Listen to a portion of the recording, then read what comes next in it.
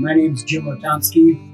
I'm a transplanted artist from Detroit, Michigan. I taught at Marygrove College in Detroit for 42 years and had a very lucrative and extensive exhibition record and a nice big studio space. And then we moved here to a nice studio space, only not as big as we had in Detroit.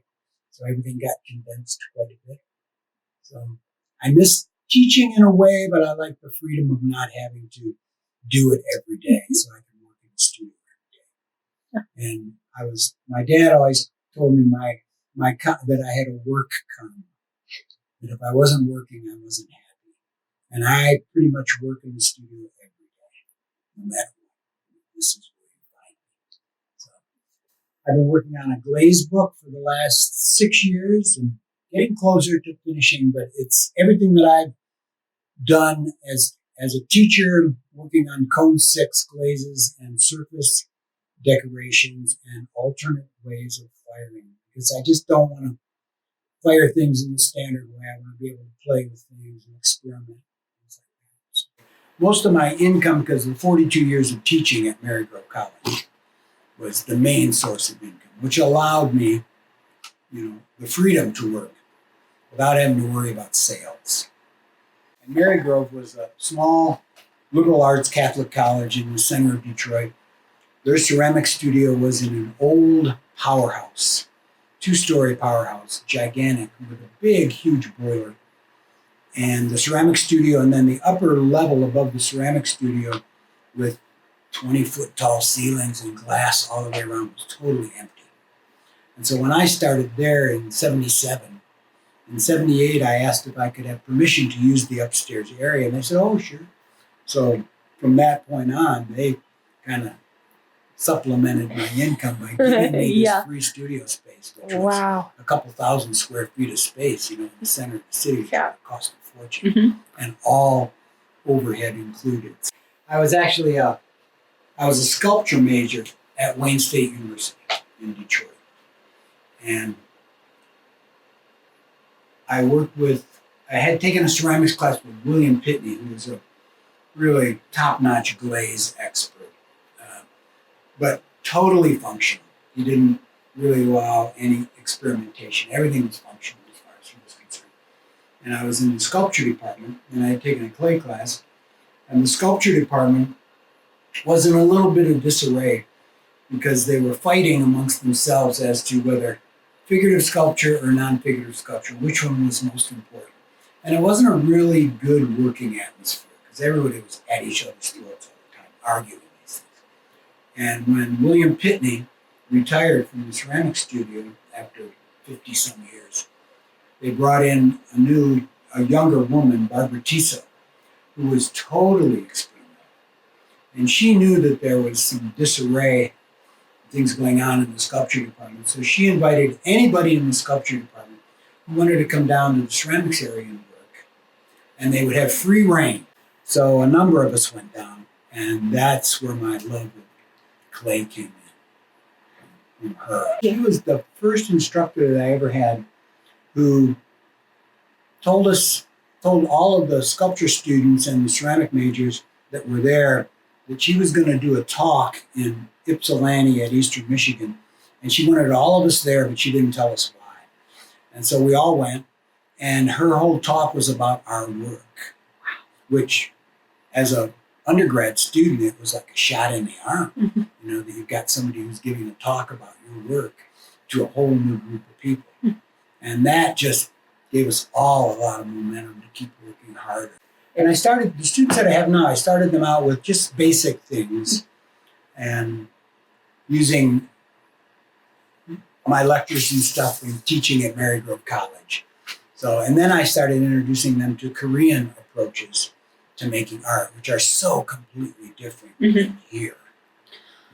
Everything that I learned while I was in school, when I got to Korea in 2008, it all went out the window because they do everything totally. It's such a free will and such a free expression there. And I was always a big fan of abstract expressionist ceramics. artists like Peter Volkas and Paul Soldner. They were my idols coming up through school, and I liked them a lot. Mm-hmm. I just liked their freedom to do whatever they wanted. They were like the Picassos of the ceramic world. Yeah. I like that. And in Korea, in this country, we teach wheel throwing as a pretty restrictive art. Okay, it has to be done this way, and this is what we do, and everything has to be this. In fact, I had students that came to my studio, the classroom at Marygrove, and they would say, "Where's the scale?" And I'd say, "For what?" And they'd say, "For measuring the balls of clay." And my students would say, "We don't do that. We don't do that here. We don't measure." Because we weren't concerned with making anything the same. I always push my students that every piece you do should be something new.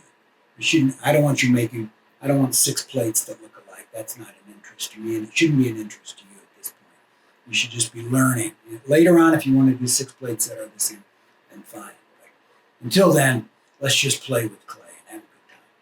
So, and in Korea, that was all reinforced because in Korea, they're spinning the wheel clockwise, counterclockwise. They're working on one side, working on the other, and their statement was, whatever works. If you can do it with your feet, do it with your feet. And that just was liberating. Yeah. And ceramic community in Korea, it was from morning till night. From the time you got up to the time you went to bed, it was just immersed in ceramics everywhere we went.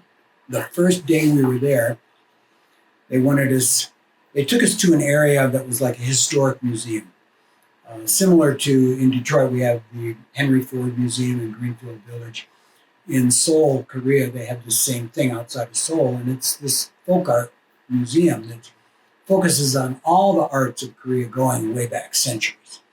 And we could only be there for so many hours because we had to be at this potter's house by, I think it was like 2:00 in the afternoon. We had no idea why there was such a specific deadline. And when we got there was already maybe 30 people there, and the TV crew was there, and they're filming the opening of his kiln. So he's got these 2 big giant climbing kilns, and he's opening one chamber at a time. They're wearing white gloves, and he's got his helpers. And then they break for barbecue and soju and rice wine. And then they go back to unloading the kiln. And we're watching him unload, and he's unloading these big giant, maybe 2 to 3 foot tall porcelain vessels that are huge. And they're priced in the $50,000-$60,000 range. And he's unloading them, and some of them he would leave on the left side between the kilns, some he'd put on the right side, and you can't figure out why he's dividing them up. And when he got dividing them all up, his helpers took all the ones on the right side and smashed them. And I'm mind-boggled. I said, what's going on here? They're so beautiful. Well, this one had a plum tree on it, and the plum color was too red. It wasn't plum color. And the people that are there, we realized, are the people who have already bought these pieces. And they just watch them get broken, and they wait then for the next kiln. And there's no argument. Nobody argues with them. And they were so selective with what they would allow out and what they would allow into the marketplace. Wow. And no seconds. Yeah. You weren't even allowed. We were told by our instructor or our translator, don't even talk about seconds. They'll be very offended, because if it's not their top work, then it doesn't go to anybody. It goes to the trash.